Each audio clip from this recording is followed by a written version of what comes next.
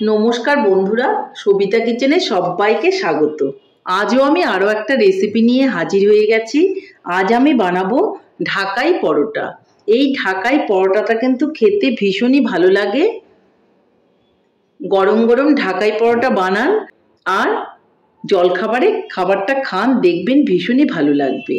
এই ঢাকাই পরোটাটা বানানোটা খুবই সহজ। একটুখানি আমার ভিডিওটা ভালো করে ফলো করলেই আপনারাও বানাতে পারবেন ঢাকাই পরোটাটা। তাহলে আমি এই ঢাকাই পরোটাটা কি করে বানালাম সেটাই দেখে নেওয়া যাক। ঢাকাই পরোটা বানাতে গেলে প্রথমে কিন্তু আমাকে ময়দা নিয়ে নিতে হবে, যার জন্য আমি একটা বোলের মধ্যে নিয়ে নেব কিছুটা ময়দা।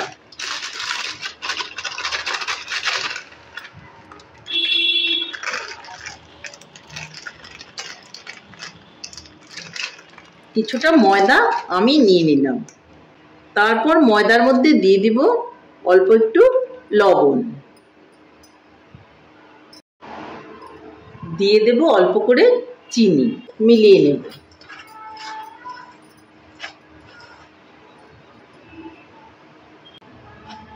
মাঝখানে একটু আমি এভাবে ফাঁকা করে নেব। এখন আমি এর মধ্যে দিয়ে দিব সাদা তেল আর দিয়ে দেব অল্প করে জল।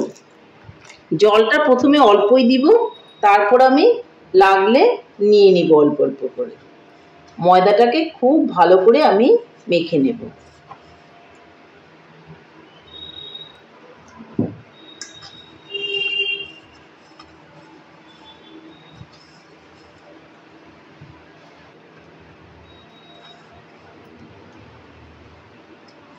ময়দাটা দেখুন খুব সুন্দর করে আমি মেখে নিচ্ছি। যেভাবে আমরা পরোটা বা লুচি করার জন্য ময়দা মাখি, ঠিক সেইভাবেই কিন্তু আমাকে মেখে নিতে হবে।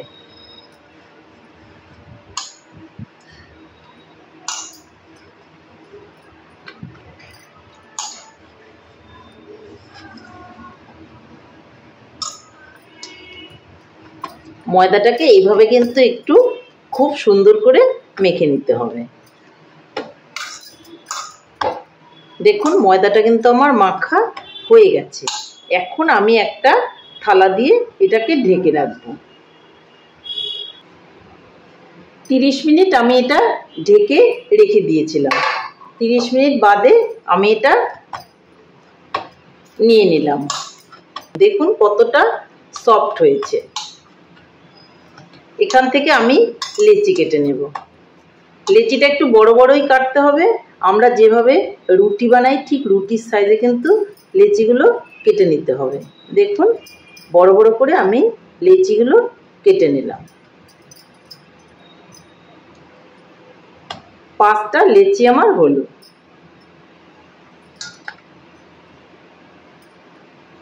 এটাকে আমি সরিয়ে নেব। এদিকে একটা বোল নিয়ে নেব আর বোলের মধ্যে আমি দিয়ে দিব ময়দা। আপনি যতগুলো বানাবেন ঢাকাই পরোটা ঠিক পরিমাণ বুঝে আপনি দেবেন। আমি 4 চামচ দিয়ে দিলাম।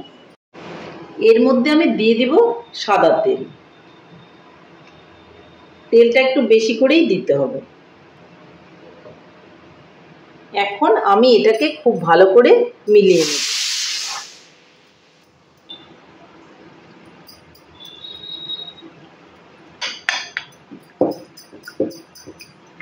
আমি একটা স্মুথ ব্যাটার দেখুন বানিয়ে নিলাম।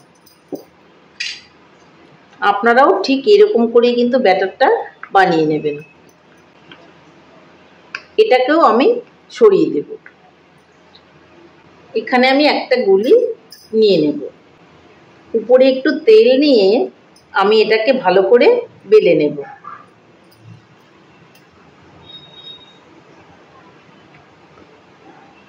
একটু পাতলা করে কিন্তু এটা বেলে নিতে হবে।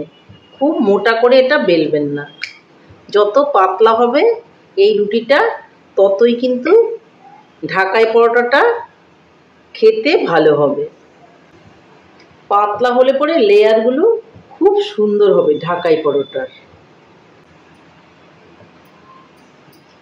দেখুন আমি কিন্তু একটু পাতলা করে আর একটু বড় করে বেলে নিয়েছি।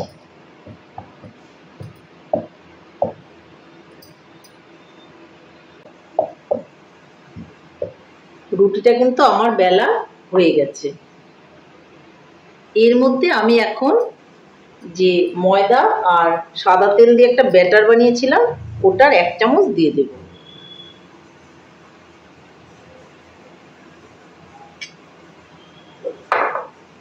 এখন হাত দিয়ে খুব ভালো করে এই রুটিটার চারপাশে লাগিয়ে দেব। আমার আরো একটুখানি ব্যাটার এখানে লাগবে।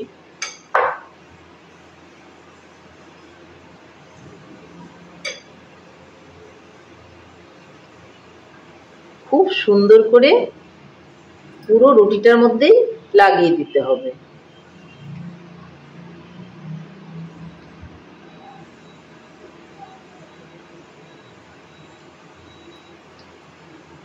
পুরো রুটিটার মধ্যেই আমি কিন্তু এই ব্যাটারটাকে লাগিয়ে দিলাম। এখন আমি একটা সাইড চাকু দিয়ে এইভাবে কেটে নেব, আর কেটে নিয়ে এটাকে আমি রোল করে দেব।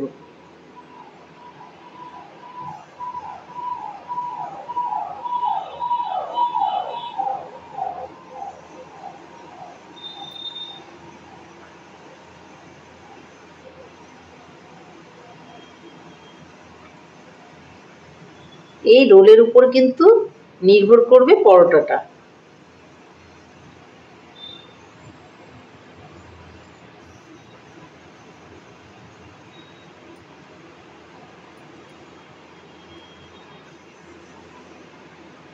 দেখুন আমি কিন্তু এটা রোল করে নিয়েছি।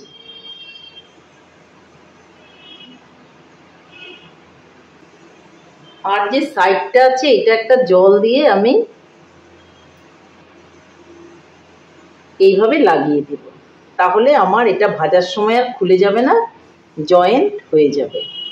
দেখুন সুন্দর করে লাগিয়ে দিয়েছি। এখন আমি এটাকে খুব ভালো করে মাঝখানটা সিল করে দেব। দেখুন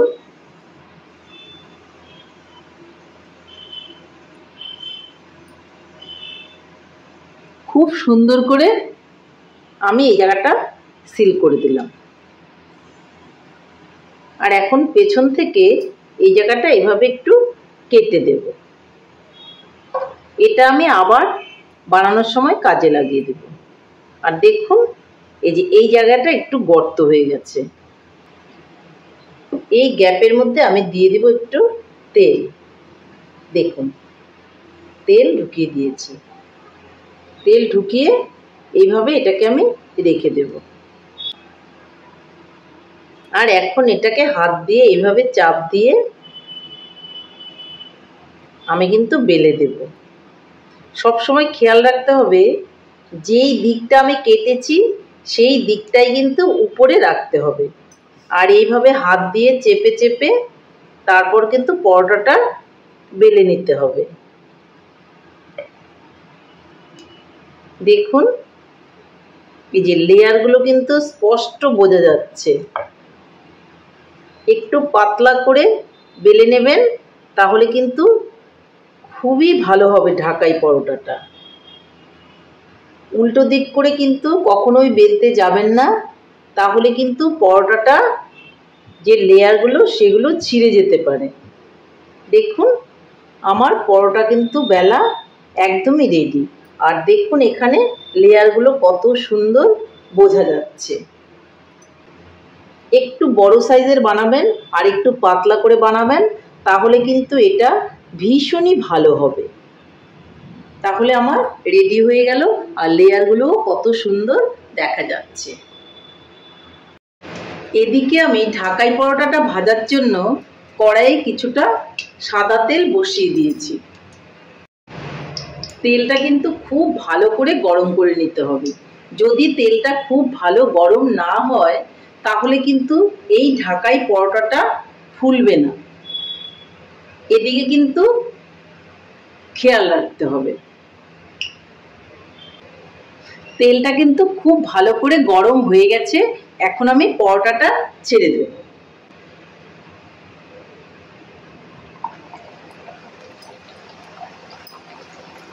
আর একটা চামচ দিয়ে আমি তেলটাকে উপর দিকে দিতে থাকবো। এইভাবে কিন্তু অনবরত তেলটা আমাকে দিতে থাকতে হবে, তবেই কিন্তু ঢাকায় পরোটাটা খুব সুন্দর করে ফুলে উঠবে। দেখুন আমি যেভাবে দিচ্ছি আপনারা ঠিক ফলো করুন, আর এইভাবেই কিন্তু পরোটাটার মধ্যে তেলটা দিতে থাকুন।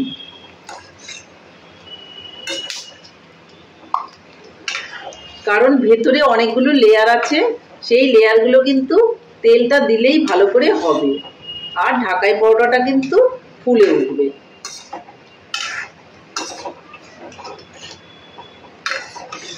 এই ঢাকাই পরোটা বানাতে গেলে কিন্তু তেলটা একটু বেশি করেই দিতে হবে। তেলটা একটু বেশি করে দিলেই কিন্তু পরোটাটা খুব সুন্দর হবে। পরোটার কিন্তু একটা সাইড না হওয়া অবধি উল্টানো যাবে না, তাহলে কিন্তু পরোটাটা ছিঁড়ে যাবে।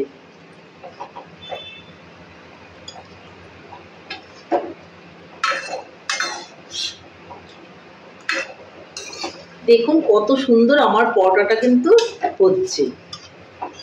এইভাবে আপনারাও বাড়িতে বানান, দেখবেন খেতে ভীষণই ভালো লাগে। একটা সাইড কিন্তু আমার হয়ে গেছে, এখন আমি আলতো করে এই পরোটাটাকে উল্টে দেব। তেলটা কিন্তু অবশ্যই বেশি করে দিতে হবে।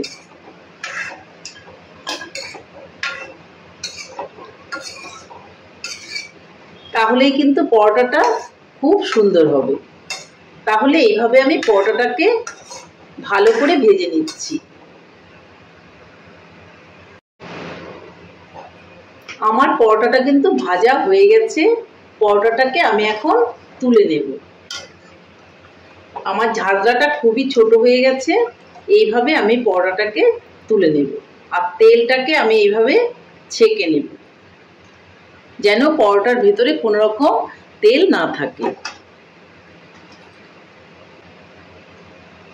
এইভাবেই কিন্তু আমি পরোটাগুলো সব ভেজে নেব।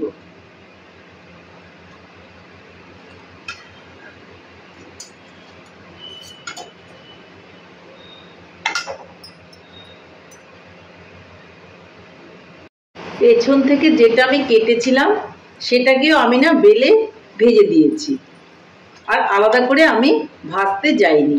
তাতেও কিন্তু ছোট ছোট ঢাকাই পরোটা খুব সুন্দর হবে। আমি আপনাদের একটা করে দেখিয়ে দিলাম। এই দেখুন এটাও কিন্তু হয়ে গেছে। তাহলে এইভাবে আমি ঢাকাই পরোটাগুলো সব ভেজে নেব। তাহলে বন্ধুরা আমার ঢাকাই পরোটা কিন্তু ফাইনালি রেডি। দেখুন কতটা সুন্দর হয়েছে। দেখুন গ্যাপগুলো দেখে বুঝতে পারছেন লেয়ারগুলো কত সুন্দর হয়েছে। এইভাবে আপনারাও ঢাকাই পরোটাগুলো বানান, আপনাদের ঢাকাই পরোটার লেয়ারগুলোও কিন্তু এতই সুন্দর হবে। তাহলে বন্ধুরা আমার রেসিপিটা কেমন লেগেছে? আমার রেসিপিটা যদি আপনাদের ভালো লাগে তাহলে লাইক, শেয়ার, কমেন্ট করতে ভুলবেন না। আর আপনি যদি আমার চ্যানেলের নতুন বন্ধু হয়ে থাকেন তাহলে চ্যানেলটা সাবস্ক্রাইব করার অনুরোধ রইল। পাশে থাকা বেল আইকনটি প্রেস করে রাখুন আমার নিত্য নতুন রেসিপির আপডেট পেতে। তাহলে আর দেরি কেন, ঝটপট এভাবে বানিয়ে ফেলুন ঢাকাই পরোটা, আর একটা সুন্দর করে ছোলার ডাল করুন আর সেই সঙ্গে খান। ছোলার ডালটা আমি আজকে দেখালাম না, অন্য কোনো দিন দেখাবো, বা আপনারা ছোলার ডাল না করে কোনো তরকারি করেও খেতে পারেন, বা আলুর সবজি করেও খেতে পারেন।